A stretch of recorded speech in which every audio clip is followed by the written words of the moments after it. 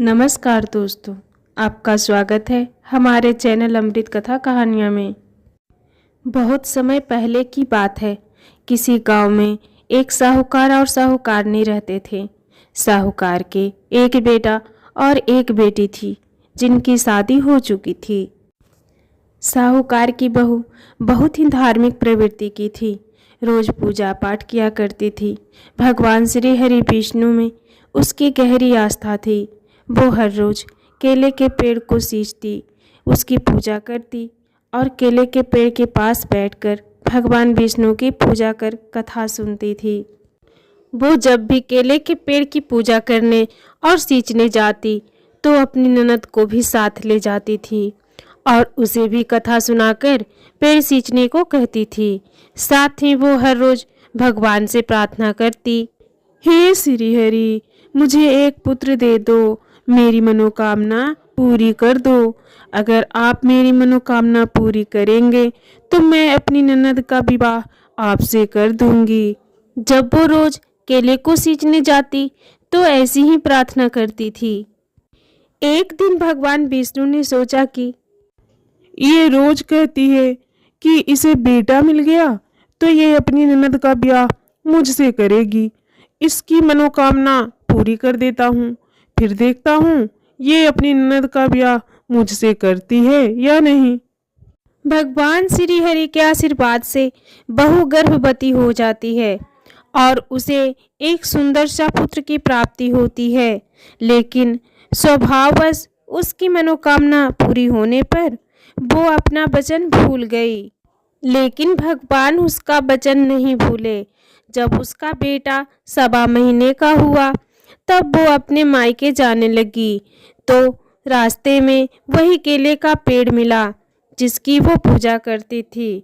जब वो केले के पेड़ के पास से गुजरी तो उसमें से एक आवाज आई, अरे, तुम तो कहती थी कि यदि पुत्र हो जाए तो अपनी ननद का ब्याह मुझसे कर दोगी। अब तुम अपना वचन पूरा क्यों नहीं कर रही? ये सुनकर बहू चौंक गई और इधर उधर देखने लगी, लेकिन उसे कोई नहीं दिखा। उसका पति भी उसके साथ जा रहा था, लेकिन उसे कोई आवाज नहीं आई। इतने में दोबारा आवाज आई। वो दोबारा आसपास देखने लगी। तभी उसकी नज़र केले के पेड़ पर पड़ी जो जोर जोर से बोल रहा था। उसे लगा कि आवाज केले के पेड़ से आ रही है। वो बहुत डर गई और उसे अपनी कही बात याद आ गई। अब वो अपने बच्चे को ले जल्दी जल्दी वहां से चली गई। अपने मायके में वो घबराई हुई रहती थी। उसके माता पिता उससे पूछने लगे, तुम घबराई हुई क्यों रहती हो? क्या परेशानी है? लेकिन उसने किसी को भी कुछ नहीं कहा। अब जब वो अपने ससुराल वापस आने लगी तो दूसरे रास्ते से होकर आई। ससुराल पहुंचकर भी वो परेशान रहती थी। सास ससुर और पति पूछने लगे, क्या बात है, गई थी तब तो बहुत खुश थी, आई हो तो उदास हो। कोई बात नहीं है, बस मेरी तबीयत थोड़ी ठीक नहीं है, इसीलिए परेशान हूँ। तो सब बोले, कोई बात नहीं, तुम आराम करो। लेकिन सुबह शाम अपने वचन को याद कर वो परेशान रहती थी। तब एक दिन एक सुंदर युवक उसके घर आया। उसे देखकर साहूकार साहूकारनी ने पूछा, आप कौन हो? मैं आपकी बहू का मुंह बोला भाई हूँ। साहूकार ने बहू से पूछा, बहू, क्या ये तुम्हारा भाई है? वो लड़के के पास गई और बोली, तुम कौन हो? मेरा तो कोई मुंह बोला भाई नहीं है। मैं वही केले का पेड़ हूँ। आपको आपका वचन याद दिलाने आया हूँ। आपको अपनी ननद की शादी मुझसे करनी है। ये सुनकर बहू बहुत घबरा गई। लड़का अंदर आकर बैठ गया और बोला, मैं लंबे समय से विदेश कमाने गया था, इसीलिए ये मुझे पहचान नहीं पाई। अभी अभी गांव लौटा हूँ तो बहन से मिलने आ गया। साहूकार साहूकारनी उसके बात मान गए और वो उनके यहाँ रहने लगा। कुछ ही दिनों में वो सबका मन जीत लिया। साहूकार सोचने लगा, क्यों ना मैं अपनी बेटी का ब्याह इसके साथ कर दूं। जब ये बात बहू को पता चली तो वो बहुत खुश हुई और मन ही मन सोचने लगी, ये तो मेरी परेशानी का हल है। ननद का ब्याह मुझे इसी से करवाना था, वो हो रहा है। अब साहूकारनी ने अपनी बेटी का ब्याह उस युवक के साथ कर दिया। युवक अपनी पत्नी को लेकर वहां से चला गया। कुछ समय बाद एक दिन साहूकारनी ने अपने बेटे को बुलाया और बोले, बेटा, बहुत दिन हो गए तुम्हारी बहन की शादी हुए, उसके यहाँ हो आओ। बेटा बहू से बोला, तैयार हो जाना, कल बहन के यहाँ जाएंगे। ये सुनकर बहू परेशान हो गई और सोचने लगी, ननद का ब्याह तो केले के पेड़ से हुआ है, हम कहाँ जाएंगे। उसी समय वो भागी भागी केले के पेड़ के पास गई और वहां जाकर प्रार्थना करने लगी, हे भगवान, आपने मेरी ननद से ब्याह किया है। अब सब कह रहे हैं अपनी ननद के यहाँ हो आओ, हम कहाँ जाएं। तब केले के पेड़ से आवाज आई, तुम चिंता मत करो, यहीं अपने पति को लेकर आ जाना, बाकी सब मैं देख लूंगा। वो बहुत खुश हुई और अपने घर आ गई। अगले दिन ननद के घर के लिए निकल गई। चलते चलते वो केले के पेड़ के पास आ पहुंचे। वहां आकर उसने देखा तो वहां केले के पेड़ नहीं था, बल्कि एक आलीशान महल खड़ा था। खूब नौकर चाकर घूम रहे थे। ये देख बहू आश्चर्यचकित रह गई। अपने भाई भाभी को देखकर बहन बहुत खुश हुई और भाभी से बोली, मुझे बहुत अच्छा ससुराल मिला है, मैं बहुत खुश हूँ। कुछ समय बाद बहू अपने पति से बोली, हमें घर वापस चलना चाहिए, बहुत देर हो गई है। वो दोनों घर के लिए निकल गए। थोड़ी दूर ही पहुंचे थे कि उसका पति बोला, अरे, मैं अपनी छतरी बहन के घर भूल आया हूँ, मैं वापस जाकर छतरी लाता हूँ। तब बहू मना करने लगी, नहीं नहीं, वापस मत जाओ। क्यों ना जाऊं, मेरी छतरी रह गई है। तुम्हारी बहन का ससुराल है, बार बार जाओगे तो सब क्या सोचेंगे। छतरी रह गई है, रह जाने दो, हम दूसरी ले लेंगे। लेकिन उसका पति नहीं माना। वो वापस उसी स्थान पर पहुंचा तो देखता है बहन के महल की जगह एक केले का पेड़ खड़ा था और उस पर उसकी छतरी टंगी थी। ये देखकर भाई को बहुत आश्चर्य हुआ और अपनी पत्नी से बोला, तुम्हारा भाई का घर कहाँ गया? अभी तो यही था। सत्य बताओ कि तुम्हारा भाई कौन है? तुमने मेरी बहन की शादी किससे करवाई है? तब बहू बोली, पहले घर चलो, मैं सब बताती हूँ। घर आने के बाद उसने अपने सास ससुर और पति को सारी सच्चाई बता दी और बोली, ननद की शादी केले के पेड़ से हुई है, भगवान से हुई है। ये सुनकर वो सभी बहुत खुश हुए और बोले, बहू, तुम्हारी पूजा पाठ के फलस्वरूप हमारी बेटी का ब्याह भगवान से हुआ है। हे भगवान, जैसे केले के पेड़ को सींचने का फल आपने बहू और बेटी को दिया, ऐसे ही सबका भला करना। अगर आपको ये कहानी पसंद आए तो वीडियो को लाइक कीजिए, शेयर कीजिए और आपने अभी तक हमारे चैनल को सब्सक्राइब नहीं किया है तो सब्सक्राइब जरूर कर लीजिए। धन्यवाद। एक समय की बात है।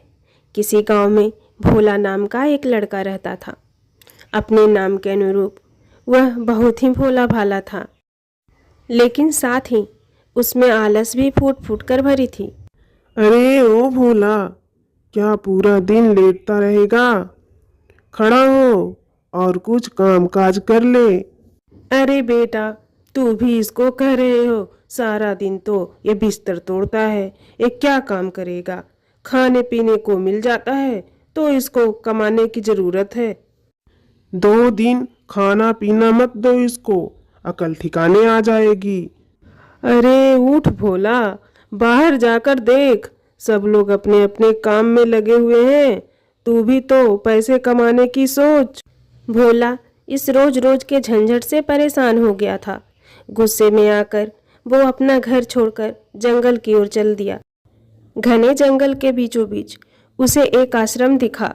उसने देखा कि आश्रम में एक गुरुजी हैं जिनके साथ उनके शिष्य रहते हैं। वो सभी लोग मंदिर में पूजा अर्चना करते हैं, खाते पीते हैं और आराम करते हैं। तो वो सोचने लगा, हाँ, ये जगह रहने के लिए बिल्कुल सही है। यहाँ कोई काम धाम तो नहीं करना है, बस आराम ही करना है और पूजा करना है। पूजा तो मैं कर ही लूँगा। ऐसा सोचकर भोला उन गुरुजी के पास गया और बोला, प्रणाम गुरुजी, मैं दूर गांव से आया हूँ। क्या मैं आपके साथ यहाँ पर रह सकता हूँ? हाँ हाँ, क्यों नहीं, तुम हमारे साथ अवश्य रह सकते हो। लेकिन एक समस्या है गुरुजी, मैं कोई काम नहीं कर सकता। काम करने की सोचते ही आलस आने लगती है मुझे। कोई बात नहीं बच्चा, वैसे भी यहाँ कोई काम नहीं करता, बस पूजा पाठ ही करना है। हाँ हाँ गुरुजी, पूजा पाठ तो मैं आराम से कर लूँगा। अब भोला उस आश्रम में रहने लगा। सुबह उठता, पूजा पाठ करता, पेट भर खाना खाता और पूरा दिन आराम करता। पिताजी और दादी माँ ने तो मेरा जीना ही दुश्वार कर रखा था। कहते थे बिना मेहनत करे 2 वक्त की रोटी नहीं मिलती। अब कोई उन्हें जाकर बताए कि कैसे मैं बिना मेहनत किए ही पेट भर भोजन करता हूँ। भोला को समय पर भोजन मिल जाता था। वो आश्रम में आराम की जिंदगी जी रहा था, इसलिए पूजा पाठ बड़ी मेहनत और लगन के साथ करता था। एक दिन पूजा पाठ भजन कीर्तन करके भोला रसोई घर में भोजन करने गया तो देखता है कि आज तो भोजन की कोई तैयारी नहीं हुई। वो दौड़ा दौड़ा गुरुजी के पास गया। गुरुजी, आज भोजन नहीं बनेगा क्या? नहीं भोला, आज एकादशी है। आश्रम में सभी एकादशी का व्रत रखते हैं, इसलिए आज आश्रम में भोजन नहीं बनेगा। तुम भी एकादशी का व्रत रख लो। नहीं नहीं गुरुजी, मुझसे ये व्रत नहीं होगा। मैं भूखा नहीं रह सकता।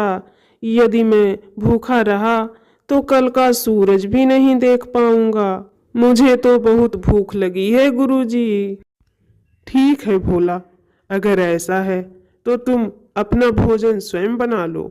आज इस समय कोई भी तुम्हारे लिए भोजन नहीं बनाएगा।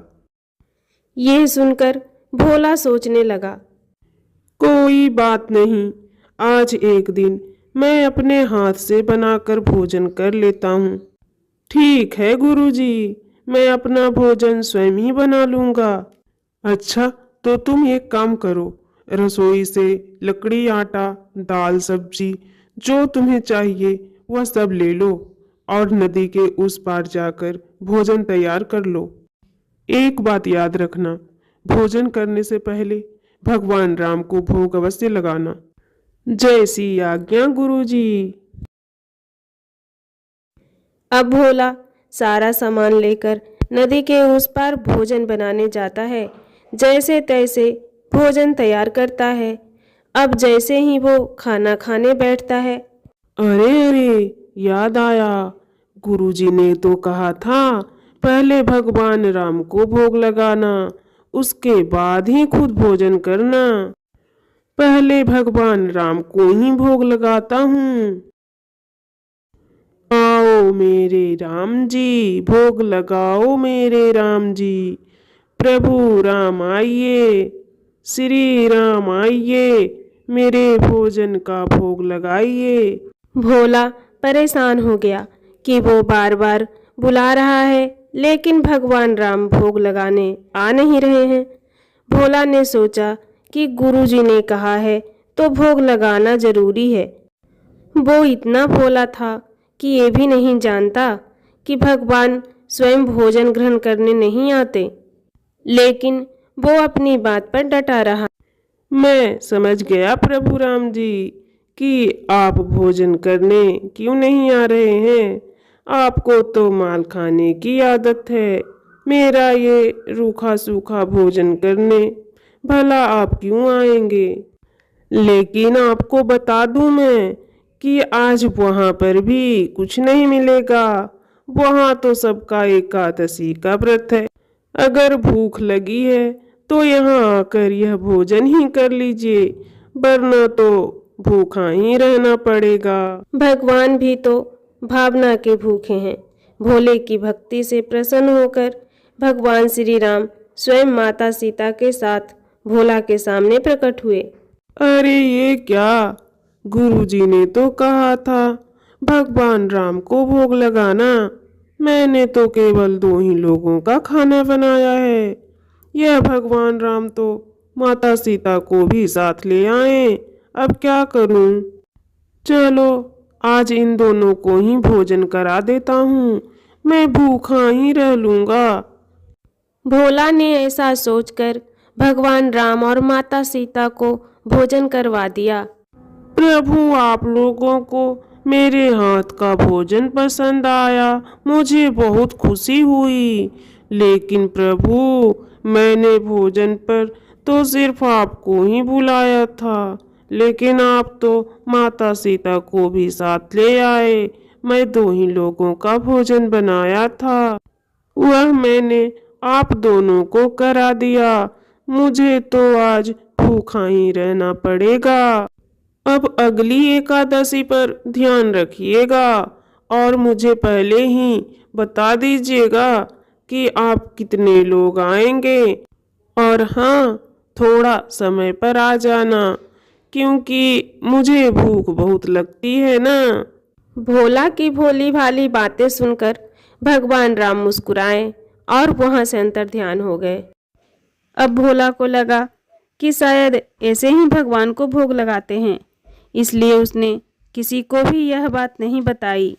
अगली एकादशी आई तो वह गुरुजी से बोला, गुरुजी आज तो थोड़ा ज्यादा अनाज चाहिए, भोग लगाने 2 लोग आते हैं।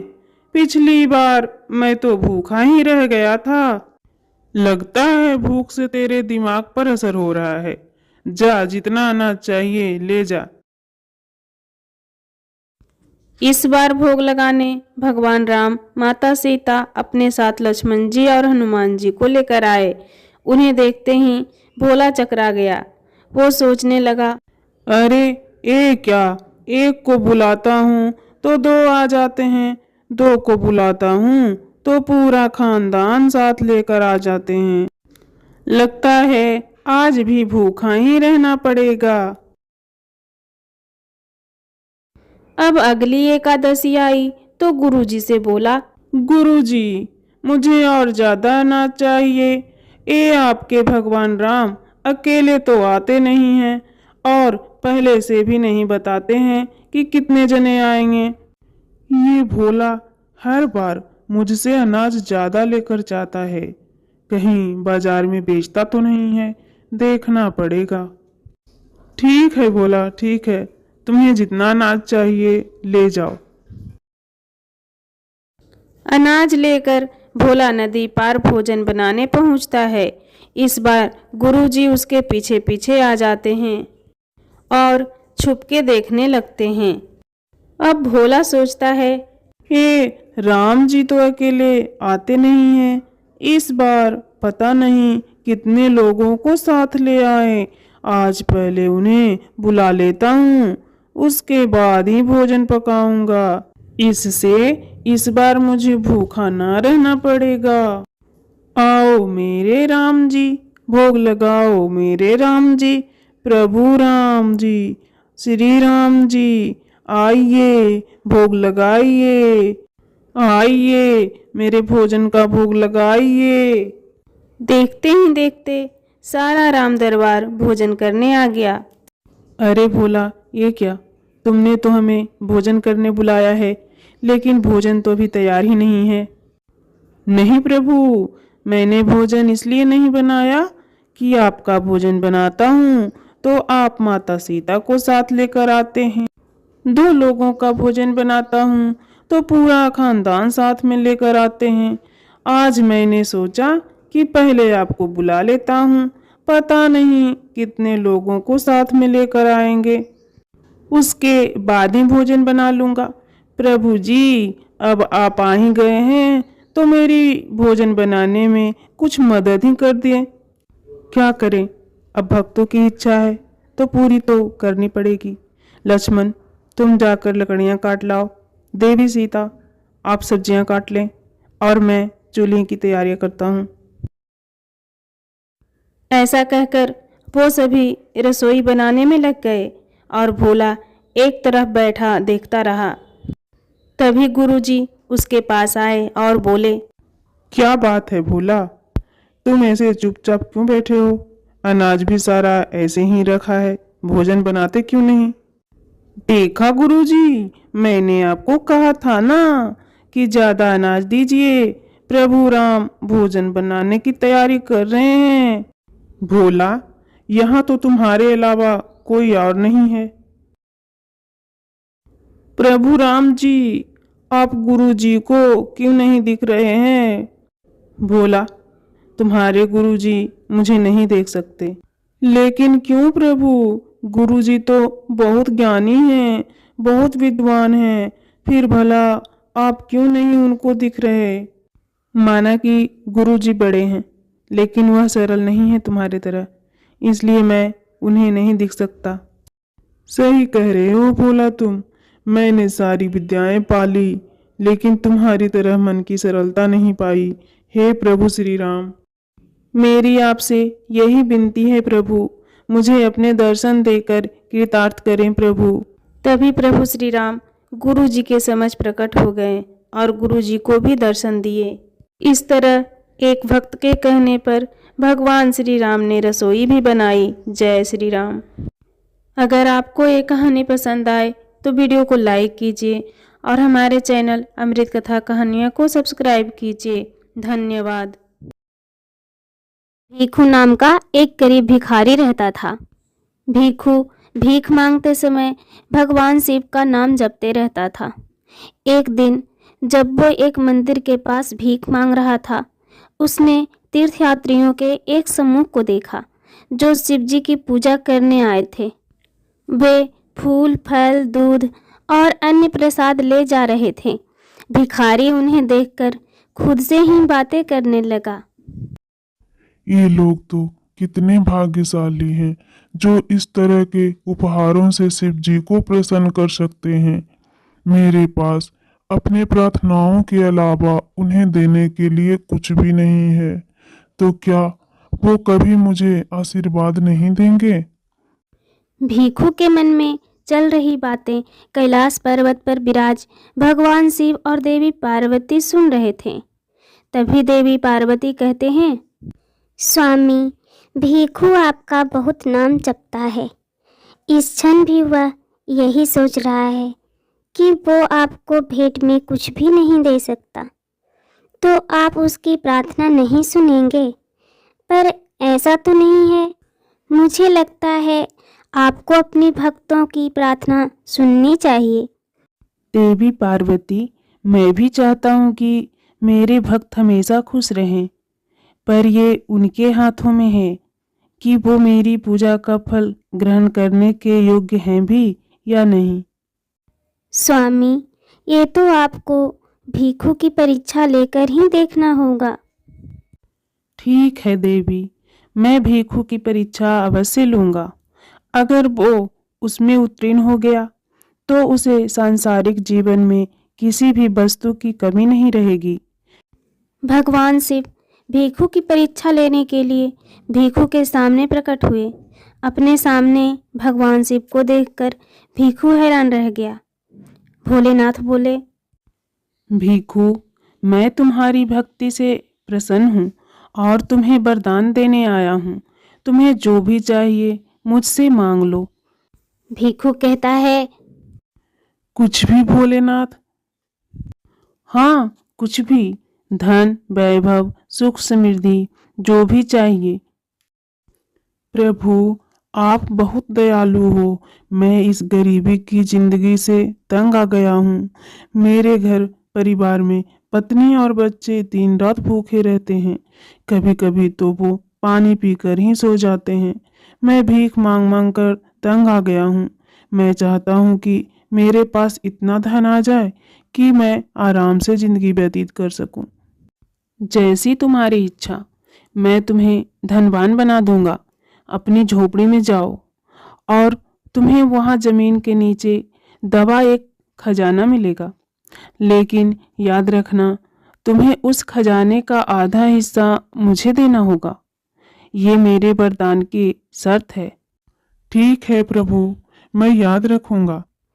भिखू ने खजाने की बात सुनकर जल्दी जल्दी भगवान को प्रणाम किया और वहां से झोपड़ी की ओर तेजी से भाग गया। भगवान शिव मुस्कुराए और अंतर ध्यान हो गए।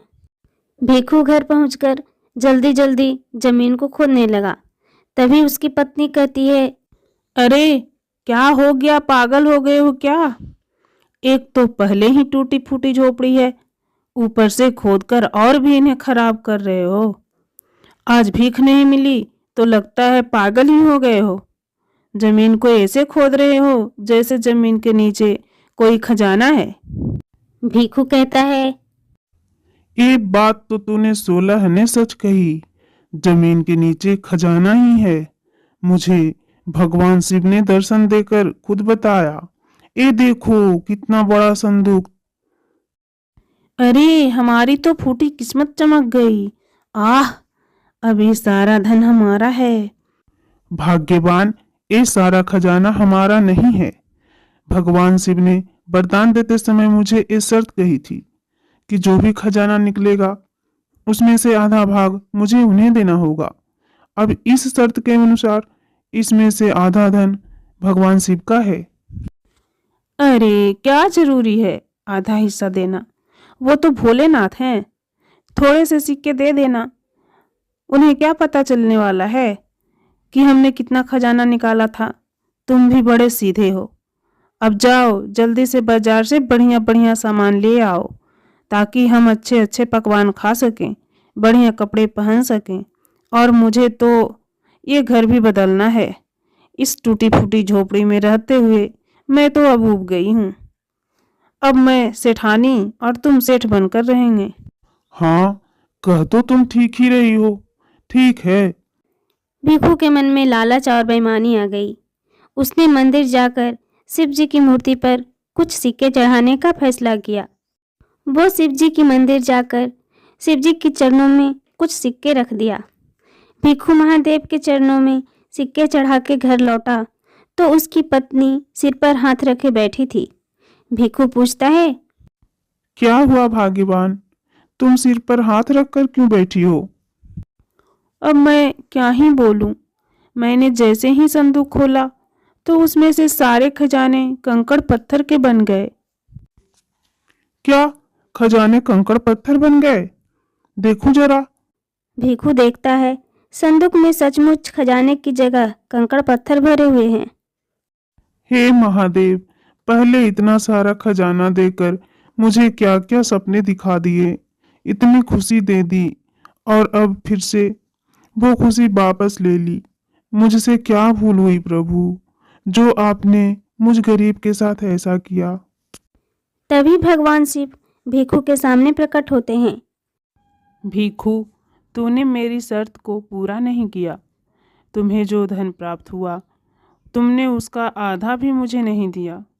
तुमने मुझे इसका केवल एक ही अंश दिया है। तुमने मुझे धोखा दिया है और अपना वादा तोड़ दिया। तुमने मुझे जितना दिया था उससे अधिक अपने पास रखा। तुम धन के लालच में आकर अपने वचन से हट गए और तुम्हारे मन में बेईमानी उत्पन्न हो गई। इसलिए मैंने तुमसे सारा धन वापस ले लिया। भिखू गिड़गिड़ाने लगा। हे प्रभु, कृपा करके मुझे क्षमा करें। मेरे मन में लालच आ गया था। नहीं प्रभु, मैंने ही इन्हें ऐसा करने के लिए कहा। असली गुनहगार मैं हूँ। मुझे क्षमा कर दीजिए प्रभु। मुझे लगा कि आप तो भगवान हैं, आप हमें दिखाई नहीं देते, इसलिए हम आपको थोड़ा ही जो चढ़ा दे आप कुछ नहीं कहोगे।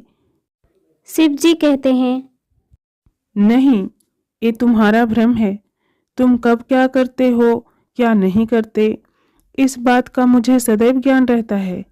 भिखू, मैं तो तुम्हारी परीक्षा ले रहा था।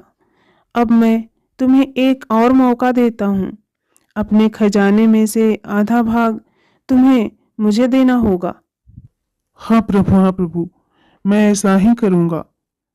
भिखू, तुम वो खजाना गरीब और बेबस लोगों में बांट दो, वो मुझ तक पहुंच जाएगा। मैं तो सदैव भक्तों के हृदय में वास करता हूँ, वही मेरे असली रूप है।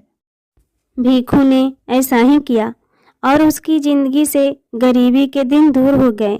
जय भोलेनाथ।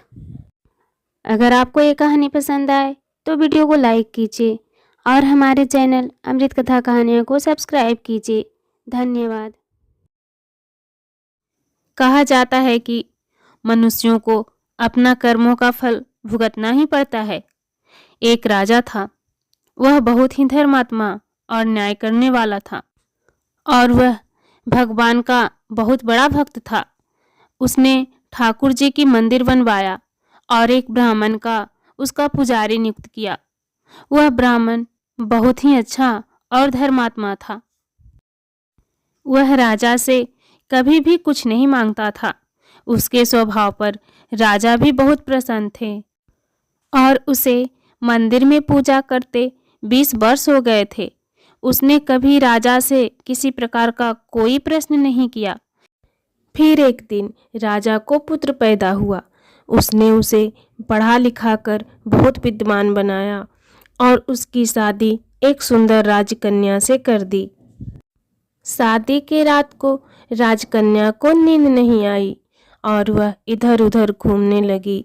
जब वह अपने पति के पलंग के पास आई तो उसने देखा कि हीरे जवाहरात से जड़ी एक तलवार वहां रखी है। उसने उस तलवार को मयान से बाहर निकाला तो वह तलवार बिजली के समान चमकने लगी। यह देखकर वह डर गई और डर के मारे वह तलवार उसके हाथों से छूटकर राजकुमार के गर्दन पर जा गिरी और राजकुमार का सर कट गया और वह मर गया। वह राजकन्या अपने पति के मरने से बहुत दुखी हुई और वह यह सोचकर बहुत डर गई थी कि अगर मैं सबको सच बताऊंगी तो कोई भी मेरा बात पर विश्वास नहीं करेगा। सुबह होते ही राजकन्या विलाप करने लगी और कहने लगी कि मेरे पति को कोई मार गया। लोग इकट्ठा हो गए और राजा भी आ गया।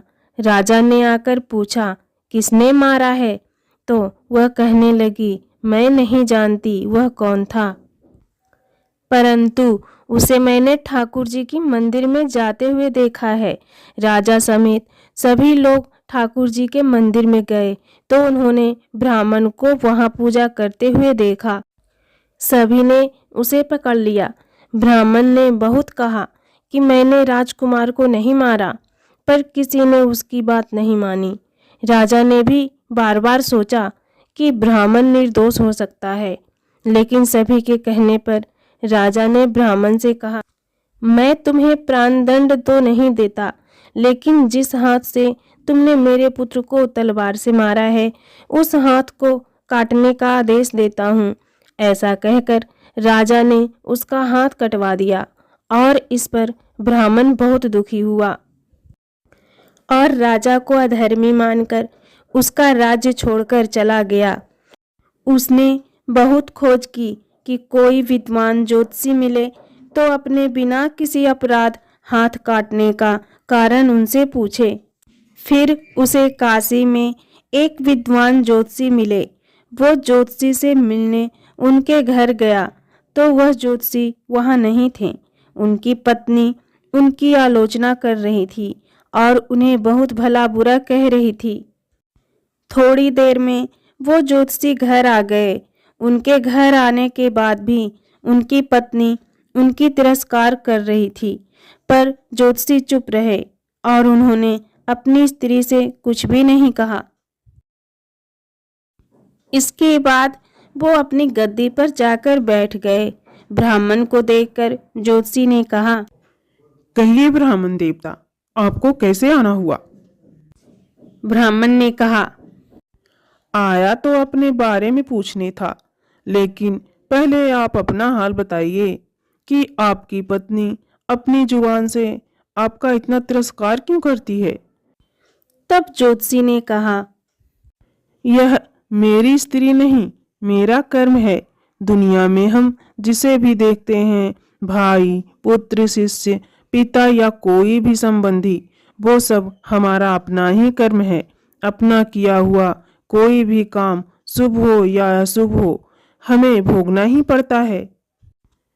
इसीलिए मैं अपने कर्मों को खुशी से भोग रहा हूँ।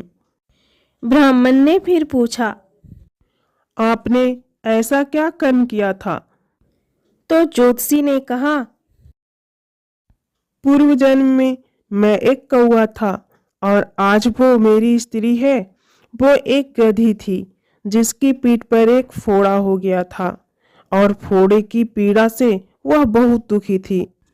उस फोड़े में कीड़े पड़ गए थे जिन्हें खाने के लिए मैं उसके फोड़े पर चोंच मारता था, जिसके कारण इसे असहाय दर्द होता था। एक बार इसकी पीठ पर चोंच मारते हुए मेरी चोंच इसकी हड्डी में घुस गई और यह दर्द से तड़प उठी। मैंने भी चोंच निकालने की बहुत कोशिश की, परंतु वह अटक गई और नहीं निकल सकी। इसने सोचा कि पानी में मैं अपनी चोंच निकाल लूंगा और ऐसा सोचकर इसने गंगा नदी में प्रवेश कर दिया। गंगा का प्रवाह तेज होने के कारण हम दोनों गंगा में बह गए और बीच में ही मर गए। तब गंगा जी की महिमा से यह तो ब्राह्मणी बनी और मैं बहुत बड़ा ज्योतिष बना और आज ये मेरी पत्नी बनी, जो कुछ दिनों के लिए मुझे अपने मुंह से गालियां निकालकर मुझे दुख देगी। लेकिन मैंने चोंच इसे दर्द पहुंचाने के लिए नहीं मारी थी, इसलिए इसकी समझ एक दिन ठीक हो जाएगी और अपने पूर्व कर्मों का फल समझकर मैं इसे सहन कर रहा हूँ। और मैं इसलिए ही शांत हूँ और उस दिन की प्रतीक्षा कर रहा हूँ जिस दिन इसका स्वभाव अच्छा हो जाएगा। अब आप कहो कि आप यहाँ किस लिए आए हो? ब्राह्मण ने अपना सारा समाचार सुनाया और पूछा, अधर्मी पापी राजा ने मुझ निरपराध का हाथ क्यों कटवाया? ज्योतिषी ने कहा, राजा ने आपका हाथ नहीं कटवाया, आपके कर्म ने ही आपका हाथ कटवाया है। इस पर ब्राह्मण ने पूछा, ऐसा किस प्रकार हुआ? तो ज्योतिषी ने कहा, पूर्व जन्म में आप एक तपस्वी थे और राजकन्या गाय थी तथा राजकुमार एक कसाई था। जब कसाई गाय को मारने लगा तब गाय अपनी जान बचाकर आपके सामने से जंगल में भाग गई। पीछे से कसाई आया और आपसे पूछा कि गाय इधर तो नहीं आई। आपने जिस तरफ गाय गई थी उस तरफ अपने हाथ से इशारा किया तो कसाई ने जाकर उस गाय को मार दिया। इतने में जंगल से एक शेर आया और गाय और कसाई दोनों को खा गया। कसाई को राजकुमार और गाय को राजकन्या का जन्म मिला एवं पूर्व जन्म में किए हुए कर्म ने एक रात्रि के लिए उन दोनों को इकट्ठा किया, क्योंकि कसाई ने गाय को हंसिए से मारा था। इसी कारण राजकन्या के हाथों गलती से ही तलवार गिरने के कारण राजकुमार का सर कट गया और वह मर गया। इस तरह अपना फल देकर कर्म निर्वित हो गया। और तुमने हाथ का जो इशारा किया था उस पाप कर्म ने ही तुम्हारा हाथ कटवा दिया।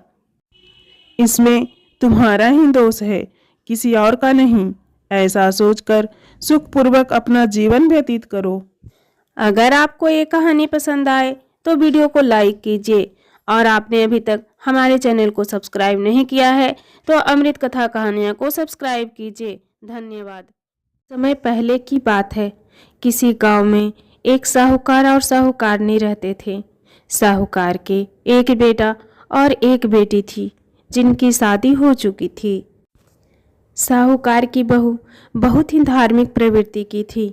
रोज पूजा पाठ किया करती थी। भगवान श्री हरि विष्णु में उसकी गहरी आस्था थी।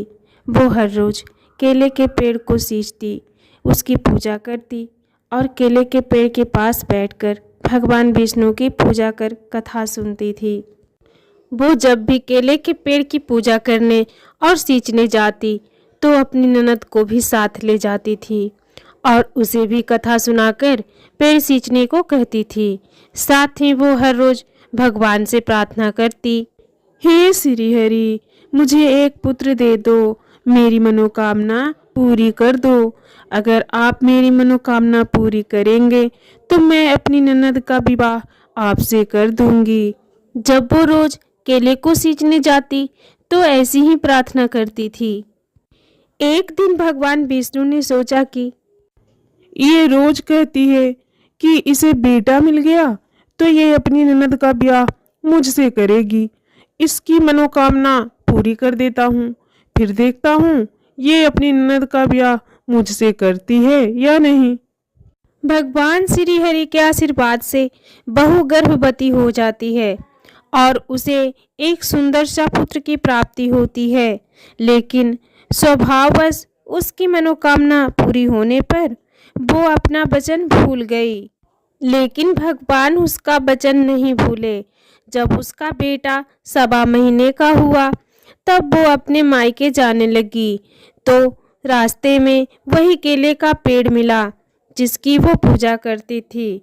जब वो केले के पेड़ के पास से गुजरी तो उसमें से एक आवाज आई, अरे तुम तो कहती थी कि यदि पुत्र हो जाए तो अपनी ननद का ब्याह मुझसे कर दोगी। अब तुम अपना वचन पूरा क्यों नहीं कर रही? ये सुनकर बहू चौंक गई और इधर उधर देखने लगी, लेकिन उसे कोई नहीं दिखा। उसका पति भी उसके साथ जा रहा था, लेकिन उसे कोई आवाज नहीं आई। इतने में दोबारा आवाज आई। वो दोबारा आसपास देखने लगी। तभी उसकी नज़र केले के पेड़ पर पड़ी जो जोर जोर से बोल रहा था। उसे लगा कि आवाज केले के पेड़ से आ रही है। वो बहुत डर गई और उसे अपनी कही बात याद आ गई। अब वो अपने बच्चे को ले जल्दी जल्दी वहाँ से चली गई। अपने मायके में वो घबराई हुई रहती थी। उसके माता पिता उससे पूछने लगे, तुम घबराई हुई क्यों रहती हो? क्या परेशानी है? लेकिन उसने किसी को भी कुछ नहीं कहा। अब जब वो अपने ससुराल वापस आने लगी तो दूसरे रास्ते से होकर आई। ससुराल पहुंचकर भी वो परेशान रहती थी। सास ससुर और पति पूछने लगे, क्या बात है? गई थी तब तो बहुत खुश थी, आई हो तो उदास हो। कोई बात नहीं है, बस मेरी तबीयत थोड़ी ठीक नहीं है, इसीलिए परेशान हूँ। तो सब बोले, कोई बात नहीं, तुम आराम करो। लेकिन सुबह शाम अपने वचन को याद कर वो परेशान रहती थी। तब एक दिन एक सुंदर युवक उसके घर आया। उसे देखकर साहूकार साहूकारनी ने पूछा, आप कौन हो? मैं आपकी बहू का मुंह बोला भाई हूँ। साहूकार ने बहू से पूछा, बहू क्या ये तुम्हारा भाई है? वो लड़के के पास गई और बोली, तुम कौन हो? मेरा तो कोई मुंह बोला भाई नहीं है। मैं वही केले का पेड़ हूँ। आपको आपका वचन याद दिलाने आया हूँ। आपको अपनी ननद की शादी मुझसे करनी है। ये सुनकर बहू बहुत घबरा गई। लड़का अंदर आकर बैठ गया और बोला, मैं लंबे समय से विदेश कमाने गया था, इसीलिए ये मुझे पहचान नहीं पाई। अभी अभी गांव लौटा हूँ तो बहन से मिलने आ गया। साहूकार साहूकारनी उसके बात मान गए और वो उनके यहाँ रहने लगा। कुछ ही दिनों में वो सबका मन जीत लिया। साहूकार सोचने लगा, क्यों ना मैं अपनी बेटी का ब्याह इसके साथ कर दूं। जब ये बात बहू को पता चली तो वो बहुत खुश हुई और मन ही मन सोचने लगी, ये तो मेरी परेशानी का हल है। ननद का ब्याह मुझे इसी से करवाना था, वो हो रहा है। अब साहूकार साहूकारनी ने अपनी बेटी का ब्याह उस युवक के साथ कर दिया। युवक अपनी पत्नी को लेकर वहां से चला गया। कुछ समय बाद एक दिन साहूकार साहूकारनी ने अपने बेटे को बुलाया और बोले, बेटा, बहुत दिन हो गए तुम्हारी बहन की शादी हुए, उसके यहाँ हो आओ।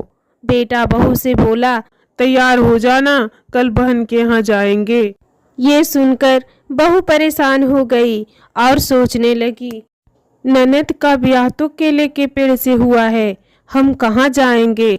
उसी समय वो भागी भागी केले के पेड़ के पास गई और वहां जाकर प्रार्थना करने लगी, हे भगवान, आपने मेरी ननद से ब्याह किया है।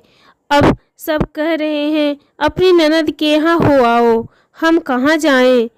तब केले के पेड़ से आवाज आई, तुम चिंता मत करो, यहीं अपने पति को लेकर आ जाना, बाकी सब मैं देख लूंगा। वो बहुत खुश हुई और अपने घर आ गई। अगले दिन ननद के घर के लिए निकल गई। चलते चलते वो केले के पेड़ के पास आ पहुंचे। वहां आकर उसने देखा तो वहां केले के पेड़ नहीं था, बल्कि एक आलीशान महल खड़ा था। खूब नौकर चाकर घूम रहे थे। ये देख बहू आश्चर्यचकित रह गई। अपने भाई भाभी को देखकर बहन बहुत खुश हुई और भाभी से बोली, मुझे बहुत अच्छा ससुराल मिला है, मैं बहुत खुश हूँ। कुछ समय बाद बहू अपने पति से बोली, हमें घर वापस चलना चाहिए, बहुत देर हो गई है। वो दोनों घर के लिए निकल गए। थोड़ी दूर ही पहुंचे थे कि उसका पति बोला, अरे, मैं अपनी छतरी बहन के घर भूल आया हूँ, मैं वापस जाकर छतरी लाता हूँ। तब बहू मना करने लगी, नहीं नहीं, वापस मत जाओ।